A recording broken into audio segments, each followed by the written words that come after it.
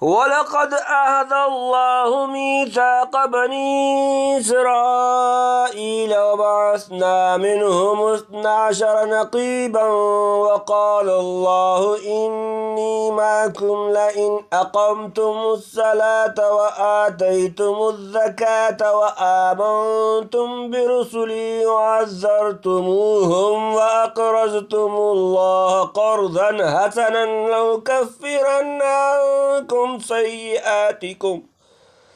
لَأُكَفِّرَنَّ عَنْكُمْ سَيِّئَاتِكُمْ وَلَأُدْخِلَنَّكُمْ جَنَّاتٍ تَجْرِي مِنْ تَحْتِهَا الْأَنْهَارُ فَمَنْ كَفَرَ بَعْدَ ذَلِكَ مِنْكُمْ فَقَدْ ضَلَّ سَوَاءَ السَّبِيلِ فبما نقضهم ميثاقهم لعناهم وجعلنا قلوبهم قاسية يحرفون الكلم عن مواضعه ونسوا حظا مما ذكروا به ولا تزال تطلع على خائنة منهم إلا قليلا منهم فاعف عنهم واصفح إن الله يحب المحسنين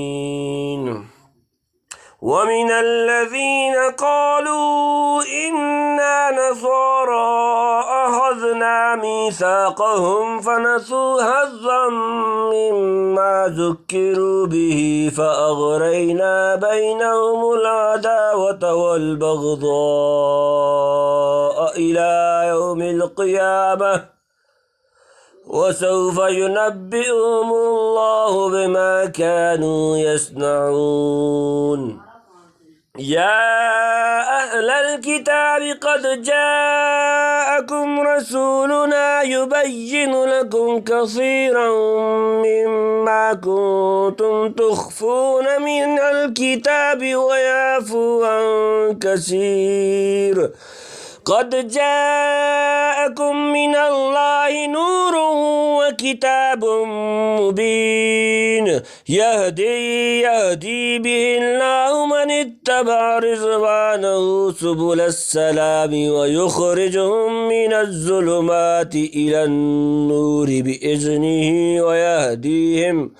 ويهديهم إلى صراط مستقيم لقد كفر الذين قالوا إن الله هو المسيح ابن مريم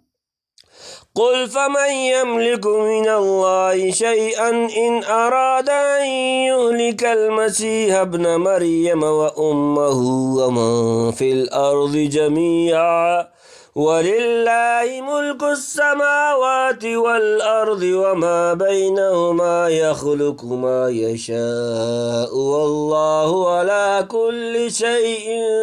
قدير وقالت اليهود والنصارى نحن أبناء الله وأحباؤه قل فلم يعذبكم بذنوبكم بل أنتم بشر ممن خلق يغفر لمن يشاء ويعذب من يشاء ولله ملك السماوات والأرض وما بينهما وإليه المصير يا أهل الكتاب قد جاءكم رسولنا يبين لكم على فترة من الرسل أن تقولوا ما جاءنا من بشير ولا نذير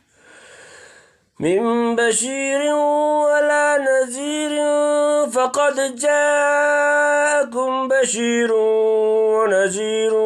والله على كل شيء قدير بسم الله الرحمن الرحيم وَلَقَدْ أَخَذَ اللَّهُ مِيثَاقَ بَنِي إِسْرَائِيلَ وَبَعَثْنَا مِنْهُمُ 12 نَقِيبًا وَقَالَ اللَّهُ إِنِّي مَعَكُمْ لَئِنْ أَقَمْتُمُ الصَّلَاةَ وَآتَيْتُمُ الزَّكَاةَ وَآمَنْتُمْ بِرُسُلِي وَعَزَّرْتُمُوهُمْ وَأَقْرَضْتُمُ اللَّهَ قَرْضًا حَسَنًا لَأُكَفِّرَنَّ عَنْكُمْ سَيِّئَاتِكُمْ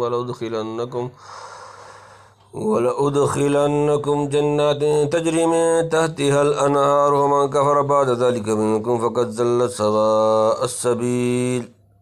آسان ترجمہ۔ وَلَقَدْ اور البتہ عہد اللہ نے لیا میثاق عہد بنی اسرائیل باسنا اور ہم نے مقرر کیے منہم ان سے 12 نقیباً سردار، وقال اور کہا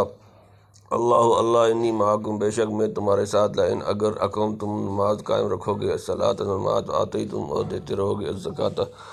زکوٰۃ، و آمنتم اور ایمان لاؤ گے برسولی میرے رسولوں پر، وعزرتموہم اور ان کی مدد کرو گے، واقرضتم اور قرض دو گے اللہ قرض حسنا، لأکفرن میں ضرور دور کروں گا عنکم تم سے سیئاتکم تمہارے گناہ، ولأدخلنکم اور ضرور داخل کر دوں گا تمہیں جنات باغات تجری بہتی ہیں من سے تحتہا ان کے نیچے الانہار نہریں، فمن پھر جو جس کفر کفر کیا بعد ذالک اس کے بعد منکم تم میں سے، فقط ضل بے شک گمراہ ہوا، سواء سیدھا، السبیل راستہ، اور لے چکا ہے اللہ عہد بنی اسرائیل سے اور مقرر کیے ہم نے ان میں 12 سردار، اور کہا اللہ نے میں تمہارے ساتھ ہوں اگر تم قائم رکھو گے نماز اور دیتے رہو گے زکوٰۃ اور یقین لاؤ گے میرے رسولوں پر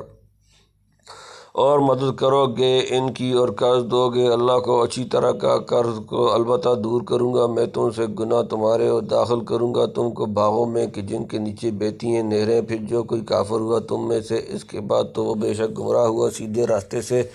یعنی کچھ امت محمدیہ ہی کی خصوصیت نہیں، پہلی امتوں سے بھی عہد لیے جا چکے ہیں۔ بنی اسرائیل کے 12 قبائل میں سے 12 سردار حضرت موسیٰ علیہ السلام نے چن لیے تھے، جن کے نام بھی مفسرین نے تورات سے نقل کیے ہیں۔ ان کا فرض یہ تھا کہ وہ اپنی قوم پر عہد پورا کرنے کی تاکید اور ان کے احوال کی نگرانی رکھیں۔ عجب اتفاق یہ ہے کہ ہجرت سے پہلے جب انصار نے لیلۃ العقبہ میں نبی کریم صلی اللہ علیہ وآلہ وسلم کے ہاتھ پر بیعت کی تو ان میں سے بھی 12 ہی نقیب نامزد ہوئے۔ انہی 12 آدمیوں نے اپنی قوم کی طرف سے حضور صلی اللہ علیہ وسلم کے دست مبارک پر بیعت کی تھی۔ جابر بن سمرہ کی ایک حدیث میں نبی کریم صلی اللہ علیہ وآلہ وسلم نے اس امت کے متعلق جو 12 خلفاء کی پیشین گوئی فرمائی ان کا عدد بھی قبائل بنی اسرائیل کے عدد کے موافق ہے، اور مفسرین نے تورات سے نقل کیا ہے کہ حضرت اسماعیل علیہ السلام سے حق تعالیٰ نے فرمایا کہ میں تیری ذریت میں سے 12 سردار پیدا کروں گا۔ غالباً یہ وہی 12 ہیں جن کا ذکر جابر بن سمرہ کی حدیث میں ہے، یا تو یہ خطاب 12 سرداروں کو ہے، یعنی تم اپنا فرض ادا کرو میری حمایت اور امداد تمہارے ساتھ، یہ سب بنی اسرائیل کو کہ میں تمہارے ساتھ ہوں، یعنی کسی وقت تم مجھے اپنے سے دور مت سمجھو۔ جو کچھ معاملہ تم سرایا اعلانیہ کرو، سرن یا اعلانیہ کرو یا سرایا اعلانیہ کرو گے، وہ ہر جگہ اور ہر وقت میں دیکھ رہا ہوں اور سن رہا ہوں، اس لیے جو کچھ کرو خبردار ہو کر کرو۔ یعنی جو رسول حضرت موسیٰ علیہ السلام کے بعد آتے رہیں گے ان سب کی تصدیق کرو گے اور دلی تعظیم سے پیش آؤ گے اور دشمنان حق کے مقابلے پر ان کا پورا ساتھ دو گے۔ جان سے بھی اور مال سے بھی۔ خدا کو قرض دینے سے مراد اس کے دین اور اس کے پیغمبروں کی حمایت میں مال خرچ کرنا ہے، جس طرح روپیہ قرض لینے والا اس امید پر دیتا ہے کہ اس کا روپیہ واپس مل جائے گا، اور قرض لینے والا اس کے ادا کرنے کو اپنے ذمہ پر لازم کر لیتا ہے، اسی طرح خدا ہی کی دی ہوئی جو چیز یہاں اسی کے راستے میں خرچ کی جائے گی وہ ہرگز گم یا کم نہ ہوگی۔ حق تعالیٰ نے کسی مجبوری سے نہیں، محض اپنے فضل و رحمت سے اپنے ذمہ لازم کر لیا ہے کہ وہ چیز تم کو عظیم الشان نفع کی صورت میں واپس کر دے۔ اچھی طرح سے مراد یہ ہے کہ اخلاص سے دو اور اپنے محبوب و مرغوب اور پاک و صاف مال میں سے دو، یعنی نیکیاں جب کثرت سے ہوں تو برائیوں کو دبا لیتی ہیں۔ جب آدمی خدا کے عہد کو پورا کرنے کی کوشش میں لگا رہے تو حق تعالیٰ اس کی کمزوریوں کو دور کر کے اپنی خوشنودی اور قرب کے مکان میں جگہ دیتا ہے۔ یعنی ایسے صاف اور پختہ عہد و پیمان کے بعد بھی جو شخص خدا کا وفادار ثابت نہ ہوا اور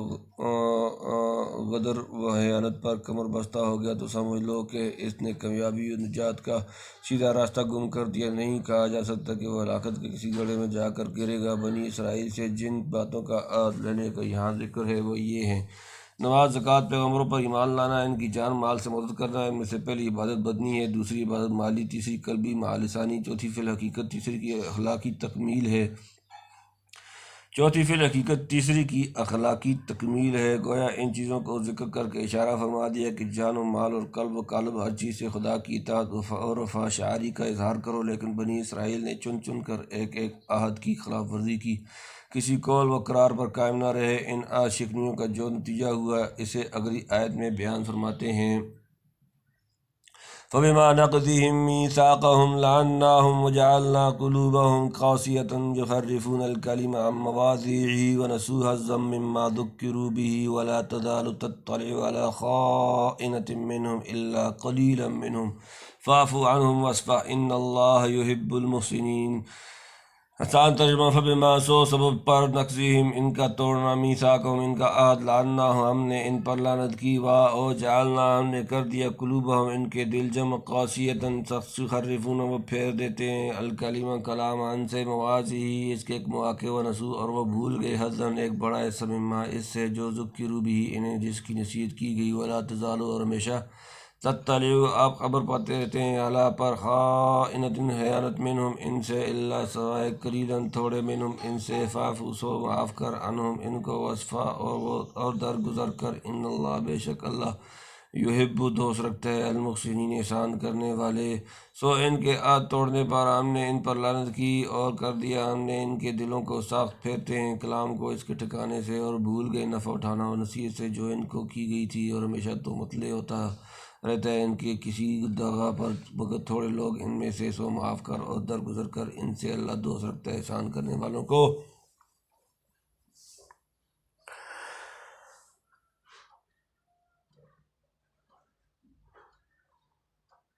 یعنی آج شکنی اور غداری کی وجہ سے ہم نے اپنی رحمت سے انہیں دور پھینک دیا اور ان کے دلوں کو سخت کر دیا۔ فَبِمَا نَقْضِهِم مِّيثَاقَهُمْ لَعَنَّاهُمْ، لعنہ کے معنی طرد و ابعاد کے ہیں۔ سورہ نمبر 5 سورہ مائدہ آیت نمبر 13 کی لفظ سے ظاہر فرما دیا کہ ان کے ملعون اور سنگ دل ہونے کا سبب عہد شکنی اور بے وفائی ہے، جو خود انہی کا فعل ہے، اس بات پر مسبب کا مرتب کرنا چونکہ خدائی کا کام تھا، اس لحاظ سے وجعلنا قلوبہم قاسیۃً۔ سورہ نمبر 5 سورہ نمبر مائدہ سورہ نمبر 5 سورةالمائده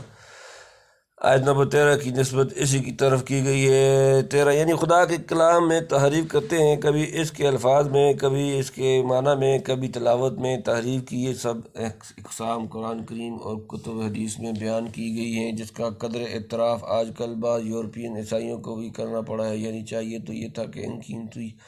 نصیحتوں سے فائدہ اٹھاتے جو مثلاً نبی آخر الزمان کی آمد اور دوسرے مہمات دینیہ کے متعلق ان کی کتابوں میں موجود تھیں، مگر اپنی غفلتوں اور شرارتوں میں پھنس کر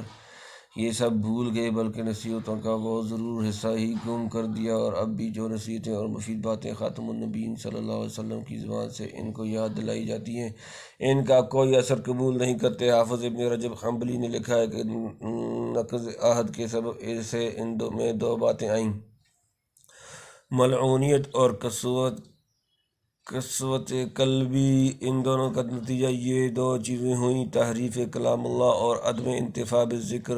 یعنی لعنت کے اثر سے ان کا دماغ ممسوح ہو گیا، حتیٰ کہ نہایت بے باکی اور بدعقلی سے کتب سماویہ کی تحریف پر آمادہ ہو گئے۔ دوسری طرف جب عہد شکنی کی نحوست سے دل سخت ہو گئے تو قبول حق اور نصیحت سے متاثر ہونے کا مادہ نہ رہا، اس طرح علمی اور عملی دونوں قسم کی قوتیں ضائع کر بیٹھے۔ یعنی دغا بازی اور خیانت کا سلسلہ آج تک چل رہا ہے اور آئندہ بھی چلتا رہے گا، اسی لیے ہمیشہ ان کی کسی نہ کسی دغا بازی اور مکروہ فریب پر آپ مطلع ہوتے رہتے ہیں۔ یعنی عبداللہ بن سلام وغیرہ جو اسلام میں داخل ہو چکے، یعنی جب ان کی عادت قدیمہ ہی یہ ہے تو ایسے لوگوں سے عہد جزی پر اجلنے اور ان کی ہر خیانت کا پردہ فاش کرنے کی ضرورت نہیں، ان کو چھوڑیے اور درگزر کیجیے اور ان کی برائی کا بدلہ عفو و احسان سے دیجیے۔ شاید اسی سے کچھ متاثر ہوں۔ قتادہ وغیرہ نے کہا یہ آیت منسوخ ہے، قاتل الذین لا یؤمنون باللہ ولا بالیوم الآخر، سورۃ نمبر 9 توبہ سورۃ التوبہ آیت نمبر 29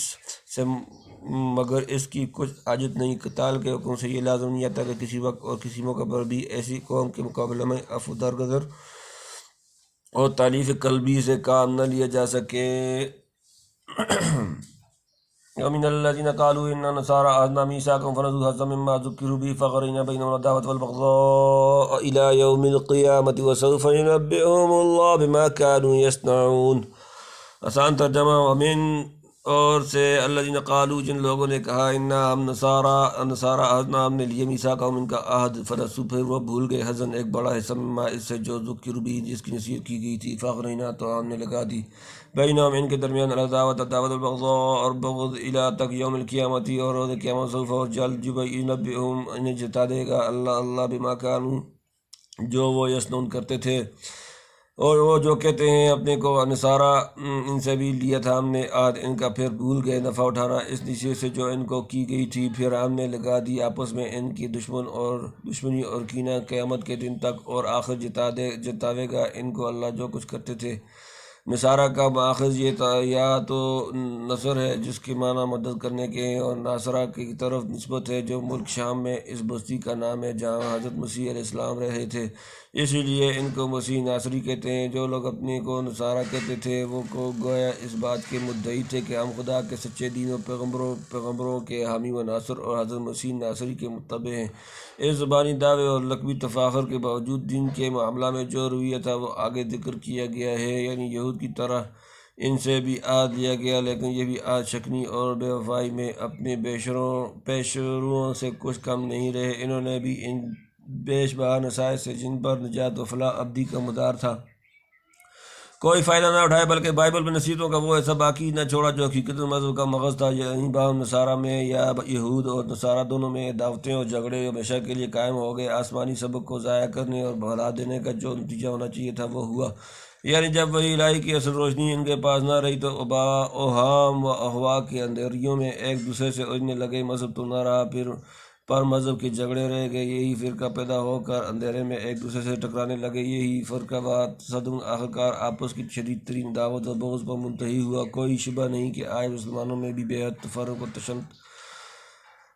اور مذہبی تصادم میں موجود ہے، لیکن چونکہ ہمارے پاس وہی الہی اور قانون سماوی الحمدللہ بلا کم وقاص محفوظ ہے، اس لیے اختلافات کی موجودگی میں بھی مسلمانوں کی بہت بڑی جماعت برابر مرکز حق و صداقت پر قائم رہی ہے اور رہے گی۔ اس کے برخلاف یہود و نصارہ کے اختلافات یا مثلاً پروٹسٹنٹ اور رومن کیتھولک وغیرہ فرقوں کی باہمی مخالفت میں کوئی ایک فریق بھی نہ آج شاہراہ حق و صداقت پر قائم ہے اور نہ قیامت تک ہو سکتا ہے، کیونکہ وہ وہی الہی کی روشنی کو جس کی بدون کوئی انسان خدا تعالیٰ اور اس کے قوانین کی صحیح معرفت حاصل نہیں کر سکتا اپنے بے اعتدالیوں اور غلط کاریوں سے ضائع کر چکے ہیں۔ اب جب تک وہ اس محرف بائبل کے تعاون سے وابستہ رہیں گے محال ہے کہ قیامت تک ان کو رانہ اور محض اصول اختلافات اور فرقہ وار بغض و اناد کی ظلمت سے نکل کر حق کا راستہ دیکھ سکیں اور نجات و ابدی کی شاہراہ پر چل سکیں۔ باقی جو لوگ آج نفس مذہب خصوصاً عیسائیت کا مذاق اڑاتے ہیں اور جنہوں نے لفظ مسیحیت یا موجودہ بائبل کو محض چند سیاسی ضرورتوں کے لیے رکھ چھوڑا ہے، اس آیت میں ان نصارہ کا ذکر نہیں، اور اگر مان لیا جائے کہ وہ بھی آیت کے تحت میں داخل ہیں تو ان کی باہمی دعوتیں اور ایک دوسرے کے خلاف خفیہ رشدوانیاں اور اعلانیہ محاربات بھی باخبر اس خواب پر پوشیدہ نہیں ہیں، یعنی جب تک وہ رہیں گے یہ اختلافات اور بغض و ناد بھی ہمیشہ رہے گا۔ یہاں قیامت تک کا لفظ ایسا ہے جیسے ہمارے محاورات میں کہہ دیتے ہیں کہ فلاں شخص نے تو قیامت تک بھی فلاں حرکت سے باز نہ آئے گا، اس کے یہ معنی نہیں ہوتے کہ وہ شخص قیامت تک زندہ رہے گا اور یہ حرکت کرتا رہے گا، مراد یہ ہے کہ اگر قیامت تک بھی زندہ رہے تو اس بات کو نہ چھوڑے گا۔ اس طرح آیت میں الی یوم القیامت کا لفظ آنے سے یہ ثابت نہیں ہوتا کہ یہود و نصارہ کا وجود قیامت تک رہے گا، جیسا کہ ہمارے زمانے کے بعض مبتدئین نے اپنی تفسیر میں لکھ دیا ہے، یعنی آخرت میں پوری طرح اور دنیا میں بھی بعض واقعات کے ذریعے سے ان کو اپنی کرتوت کا نتیجہ معلوم ہو جائے گا۔ یا اہل الکتاب قد جاءکم رسولنا یبین لکم کثیرا مما کنتم تخفون من الکتاب ویعفو عن کثیر قد جاءکم من اللہ نور وکتاب مبین۔ آسان ترجمہ، یا اہل الکتاب، اہل کتاب، قد جاءکم یقیناً تمہارے پاس آ گئے رسولنا ہمارے رسول، یبین وہ ظاہر کرتے ہیں لکم تمہارے لیے کثیر مما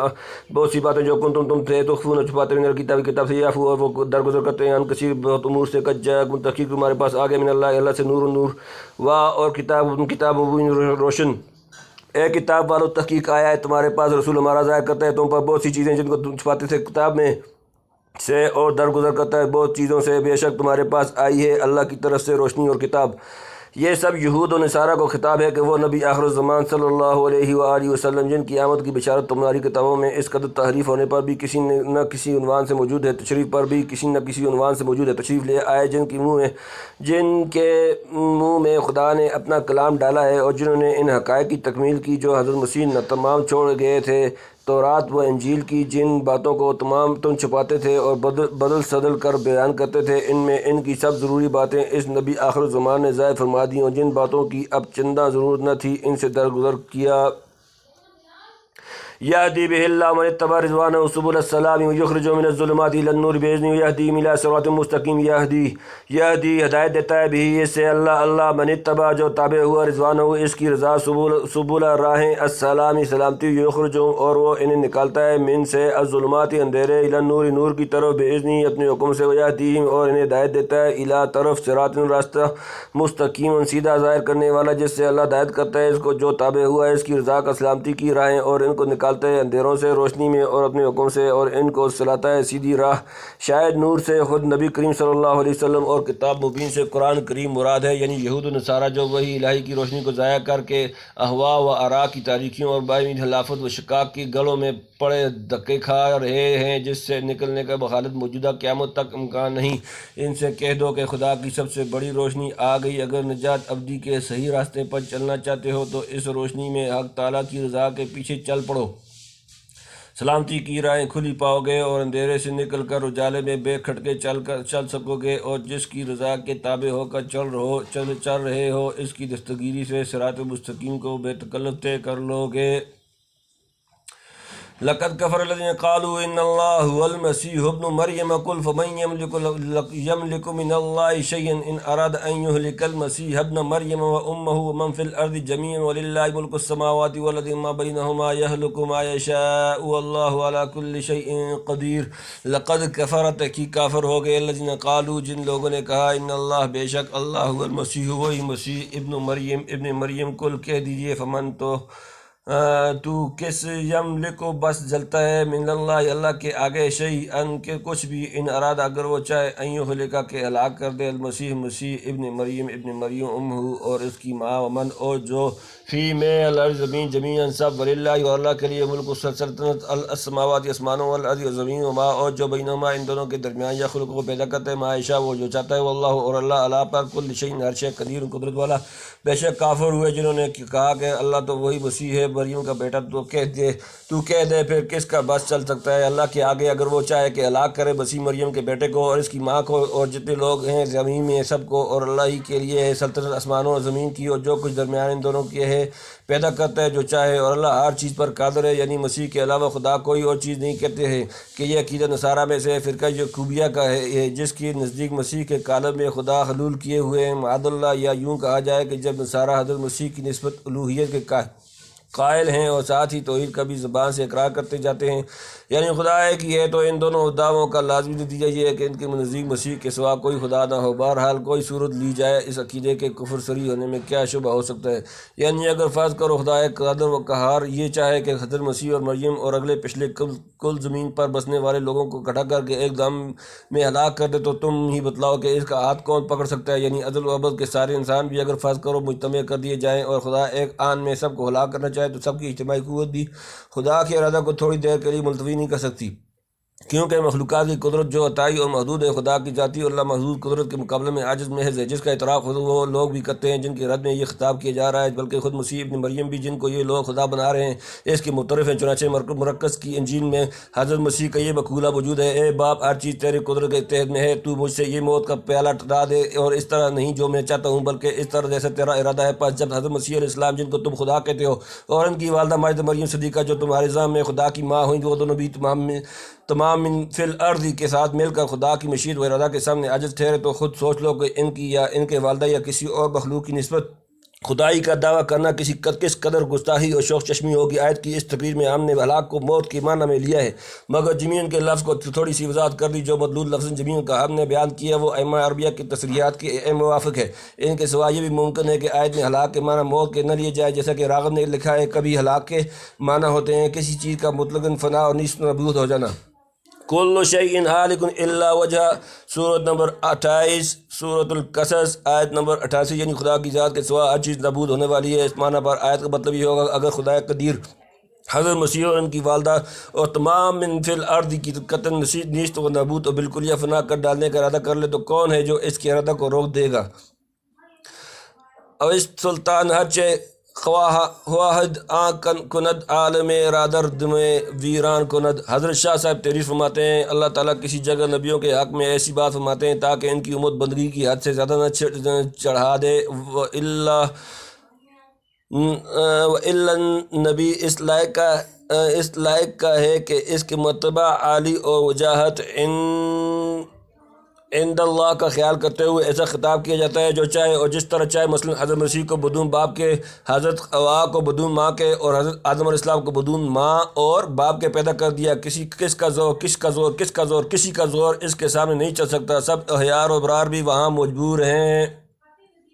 وقالت اليهود والنصارى نحن ابناء الله واحباؤه قل فلم يعذبكم بذنوبكم بل انتم بشر ممن خلق يغفر لمن يشاء ويعذب من يشاء ولله ملك السماوات والارض وما بينهما واليه المصير۔ وقالت اور کہا یہود والنصارى نحن ابناء بیٹے اللہ واحباؤه اور اس کے پیارے۔ قل کہہ دیجئے فلم پھر کیوں يعذبكم تمہیں سزا دیتا ہے بذنوبكم تمہارے گناہوں پر بلکہ انتم تو بشر ممن ان میں سے خلق اس نے پیدا کیا مخلوق یغفر و بخش دیتا ہے لمن جس کو یشاء وہ چاہتا ہے ويعذب و عذاب دیتا ہے من يشاء جس کو وہ چاہتا ہے وللہ اور اللہ کے لیے ملک سلطنت السماوات آسمانوں اور الارض زمین وما اور جو بینہما ان دونوں کے درمیان و الہی اور اسی کی طرف المصیر لوٹ کر جانا ہے۔ یہ ہے آسان ترجمہ اور یہ ہے سلیس ترجمہ۔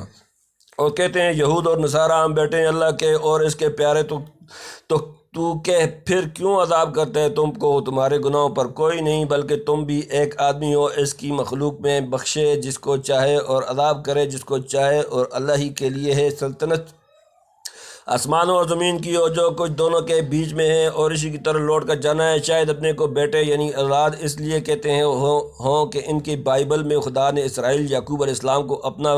پہلوٹا بیٹا اور اپنے کو اس کا باپ کہا ہے۔ عید نصارہ حضرت مسیح علیہ السلام کو ابن اللہ مانتے ہیں تو اسرائیل کی اولاد اور حضرت مسیح کی امت ہونے کی وجہ سے غالباً ابناء اللہ کا لفظ اپنی نسبت استعمال کیا ہوگا۔ یہ بھی ممکن ہے کہ بیٹا کہنے سے مراد یہ ہو کہ ہم خدا کے خواص اور محبوب ہونے کی وجہ سے گویا اولاد ہی جیسے ہیں۔ اس صورت میں ابناء کا حاصل وہ ہی ہو جائے گا جو لفظ احبا کا ہے۔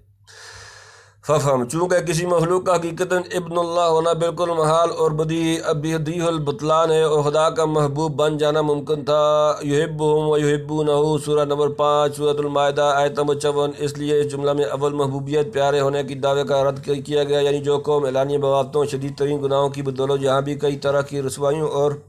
عذاب میں گرفتار ہو چکی اور آخرت میں بھی ابس دوام کی سزا کا عقلاً و نقلاً استحقاق رکھتی ہے، کیا ایسی باغی و عاصی قوم کی نسبت ایک لمحہ کے لیے بھی کوئی ذی شعور یہ خیال کر سکتا ہے کہ وہ خدا کی محبوب اور پیاری ہوگی؟ خدا سے کسی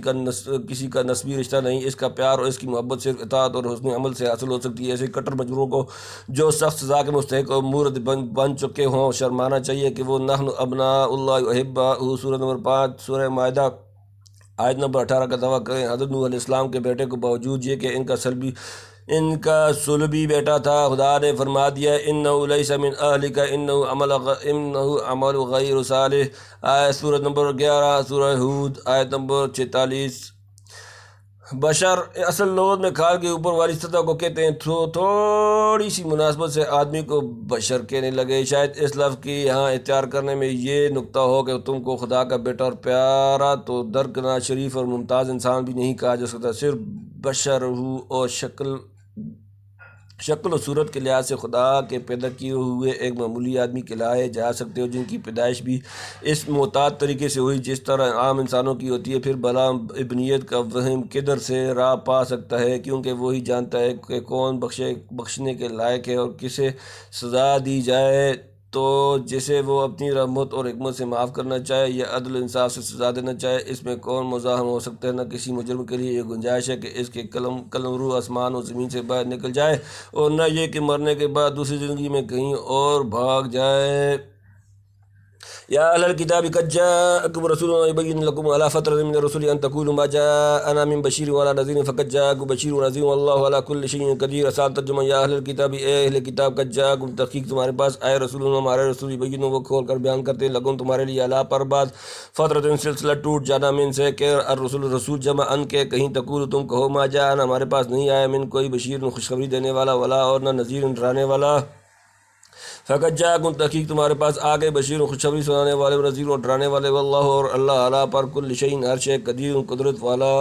ایک کتاب والوں آیا ہے تمہارے پاس رسول ہمارا کھولتا ہے تم پر رسولوں کے انقطاع کے بعد کبھی تم کو کہنے لگو کہ ہمارے پاس نہ آیا کوئی خوشی یا ڈر سنانے والا، سو آ چکا تمہارے پاس خوشی اور ڈر سنانے والا، اور اللہ ہر چیز پر قادر ہے۔ یعنی ہمارے احکام و شرائع نہایت توضیح کے ساتھ کھول کھول کر بیان کرتے ہیں۔ اس رکوع کے شروع سے بنی اسرائیل یہود و نصارہ کے مختلف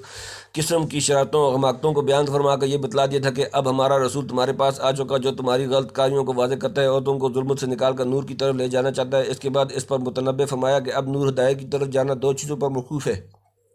ایک یہ کہ خدا تعالیٰ کی صحیح معرفت حاصل کرو اور مخلوق و خالق کے تعلق کے متعلق غلط عقیدے مت جماؤ۔ لقد کفر الذین قالوا ان اللہ هو المسیح ابن مریم، سورہ نمبر 5 سورہ المائدہ، سورہ نمبر 5 سورہ المائدہ آیت نمبر 17 سے یہاں تک اسی جز کا بیان تھا۔ دوسری چیز یہ ہے کہ نبی الانبیاء صلی اللہ علیہ وسلم پر ایمان لاؤ جو تمام انبیاء سابقین کے کمالات کے جامع اور شرائع الہیہ کے سب سے بڑے اور آخری شارع ہے۔ اس جز کا بیان اس آیت کا جاءکم رسول یبین لکم علی فترۃ من الرسل سورہ نمبر 5 سورہ مائدہ آیت نمبر 19 میں کیا گیا ہے۔ حضرت مسیح علیہ السلام کے بعد تقریباً 600 برس سے انبیاء کی آمد کا سلسلہ منقطع ہو چکا تھا۔ ساری دنیا اللہ ماشاء اللہ جہل و غفلت اور اوہام و احوا کی تاریکیوں میں پڑی تھی۔ ہدایت کے چراغ گل ہو چکے تھے، ظلم و عدوان اور فساد و الحاد کی گھٹا تمام آفاق پر چھا رہی تھی۔ اس وقت سارے جہاں کی اصلاح کے لیے خدا نے سب سے بڑا ہادی اور نذیر و بشیر بھیجا جو جاہلوں کو فلاح و دارین کے راستے بتلائے، غافلوں کو اپنے انداز و تخفیف سے بیدار کرے اور پست امتوں کو بشارتیں سنا کر ابھارے۔ اس طرح ساری مخلوق پر خدا کی حجت تمام ہو گئی، کوئی مانے یا نہ مانے۔ یعنی تم اگر اس پیغمبر کی بات نہ مانو گے تو خدا کو قدرت ہے کوئی دوسری قوم کھڑی کر دے جو اس کے پیغام کو پوری طرح قبول کرے گی اور پیغمبر کا ساتھ دے گی۔ خدا کا کام کچھ تم پر موقوف نہیں۔ ففہم